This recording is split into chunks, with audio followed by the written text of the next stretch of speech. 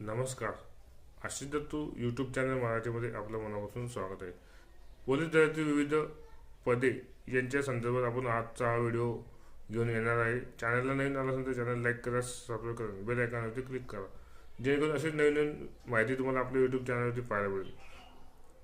Police भरती संदर्भात अत्यंत महत्त्वाची माहिती घेऊन आपण आजचा व्हिडिओ बनवत आहे. व्हिडिओ स्किप न करता व्हिडिओ शेवटपर्यंत नक्कीच बघा.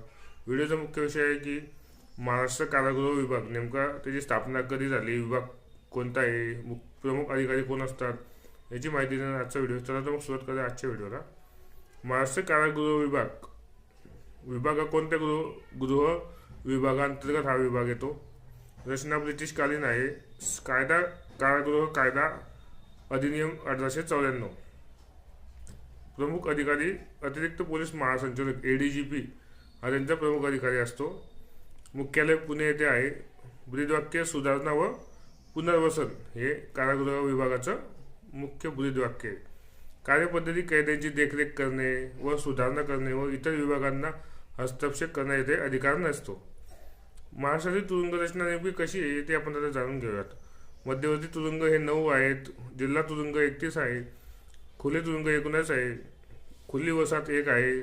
महिला खुले तुरुंग 2 आहे आणि उपतुरुंग असे 172 तुरुंग आहेत. अशी महाराष्ट्रातील तुरुंगाची रचना आहे.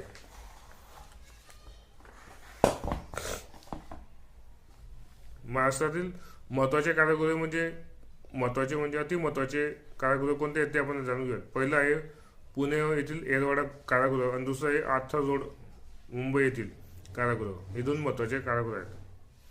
महाराष्ट्रातील विशेष तुरुंग कुठे आहे तर पैठण जिल्हा औरंगाबाद येथील जुन्या आणि खुल्या वसाहतीतील कैद्यांचा उपयोग जायकवाडी धरणाच्या बांधकामावेळी करण्यात आला होता. महिलांसाठी खुले तुरुंग कुठे आहे? पुणे आणि अकोला येथे आहे. व कैद्यांसाठी खुली वसाहत कुठे आहे तर आटपाडी जिल्हा सांगली येथे. अशा रीतीने आज आपण महाराष्ट्रातील कारागृह विभाग नेमका कसा आहे याची इत्थंभूत माहिती आपण जाणून घेतली. पोलीस भरतीची तयारी करणाऱ्या विद्यार्थ्यांसाठी अत्यंत महत्त्वाची माहिती घेऊन मी आजचा व्हिडिओ बनवत होता.